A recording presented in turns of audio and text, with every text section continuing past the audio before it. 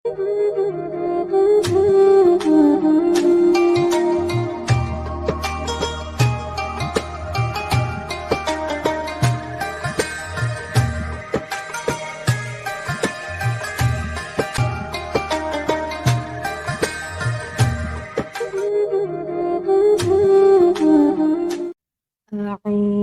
billahi minasyaitonir rajim.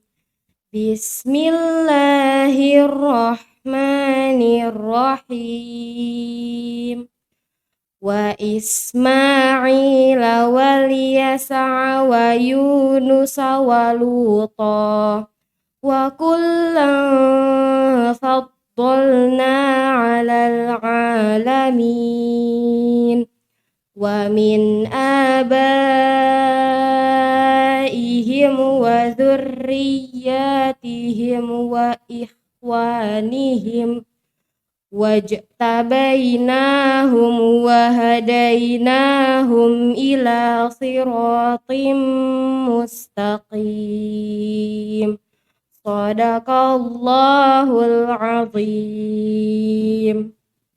Assalamualaikum warahmatullahi wabarakatuh. Bismillahirrahmanirrahim. Alhamdulillahi rabbil alamin. Wassalatu wassalamu ala asrafi anbiya'i wa mursalin Sayyidina Muhammadin wa ala alihi wa sahbihi ajma'in. Amma ba'du. Pertama dan yang utama, marilah kita panjatkan puji syukur kita atas rahmat yang Allah berikan sehingga kita masih bisa diberikan nikmat iman, nikmat Islam, nikmat sehat walafiat sehingga kita bisa menjalankan ibadah puasa sampai saat ini. Salawat serta salam tak lupa marilah kita haturkan kepada junjungan Nabi besar Muhammad sallallahu alaihi wasallam beserta para sahabatnya, keluarganya, dan kita para umatnya, semoga mendapatkan syafaatnya di yaumil akhir nanti. Apa kabar anak-anakku sekalian? Semoga teman-teman semuanya, semoga Allah berikan kesehatan kepada kita semuanya. Amin, amin ya robbal alamin. Anak-anakku sekalian, masih bertema kisah para nabi. Pada kesempatan kali ini yang akan kita bahas adalah tentang kisah Nabi Ilyas alaihi salam.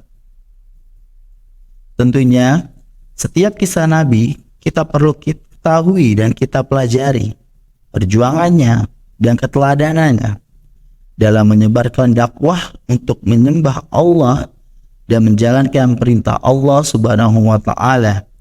Salah satunya adalah tentang Nabi Ilyas alaihi salam. Anak-anakku sekalian, di dalam Al-Quran, nama Nabi Ilyas alaihi salam disebutkan sebanyak 2 kali. Yang pertama dalam surah Al-An'am ayat 86 yang artinya, dan Ismail, Ilyasa, Yunus, dan Lut, tiap-tiap mereka memiliki kelebihan derajatnya di atas umat seluruh alam kepada masanya. Yang kedua dalam surah Syad ayat 48 yang artinya, dan ingatlah Ismail, Ilyasa, dan Zulkifli, semuanya termasuk orang-orang yang paling baik. Anak-anakku sekalian, ada yang sudah pernah mendengar kisah Nabi Ilyas alaihi salam? Nabi Ilyas alaihissalam adalah murid sekaligus anak angkat dari Nabi Ilyas alaihissalam. Nabi Ilyas alaihissalam diberikan tugas untuk melanjutkan dakwah Nabi Ilyas alaihissalam untuk kaum Bani Israel. Tidak begitu lama setelah wafatnya Nabi Ilyas alaihissalam, penduduk Bani Israel di negeri Ba'labak kembali mengingkari Allah Subhanahu wa taala. Mereka terlena dengan kemakmuran yang mereka dapatkan, sumber alam yang melimpah, tanaman yang subur, dan hasil ternak yang berkembang biak dengan pesat. Sehingga mereka lalai beribadah kepada Allah Subhanahu wa Ta'ala dan kembali menyembah berhala. Nabi Ilyas alaihissalam pun tidak tinggal diam. Dengan bersusah payah, ia kembali memperingatkan kaum Bani Israel untuk kembali menyembah Allah Subhanahu wa Ta'ala. Nabi Ilyas alaihissalam berkata, "Wahai kaumku, sembahlah Allah Subhanahu wa Ta'ala, karena hanya Allah yang bisa menurunkan rezeki dan memberikan kemakmuran." Namun, ajakan itu diabaikan oleh mereka. Dan bahkan Nabi Ilyas alaihissalam dihina sebagai orang yang tidak memiliki pengetahuan. Nabi Ilyas alaihissalam tetap sabar dan gigih dalam berdakwah kepada kaum Bani Israel, hingga sampailah pada masa negeri Ba'labak kembali dilanda bencana kekeringan. Bencana kekeringan ini jauh lebih dahsyat dibanding ketika masa Nabi Ilyas alaihissalam. Kaum Bani Israel menganggap ini hal yang biasa terjadi. Mereka menganggap ini semua hanya kebetulan saja. Akhirnya Allah Subhanahu wa Ta'ala benar-benar membuat negeri Ba'labak menjadi kekeringan. Tidak ada lagi tanah yang subur. Tidak ada lagi hewan-hewan berkembang biak.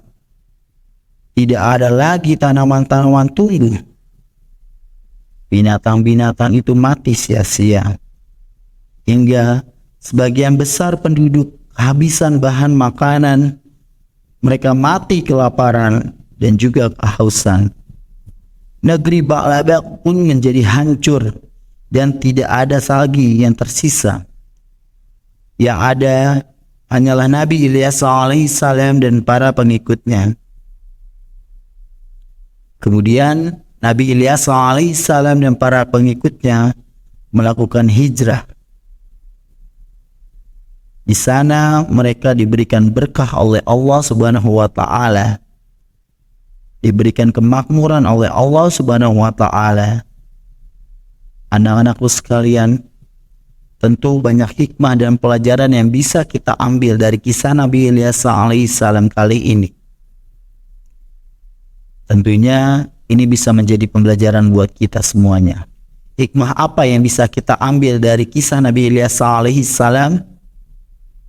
Hikmah yang bisa kita ambil adalah kita harus selalu taat atas aturan Allah Subhanahu wa Ta'ala dan selalu sabar terhadap cobaan yang diberikan oleh Allah Subhanahu wa Ta'ala dan tentu tidak melalaikannya.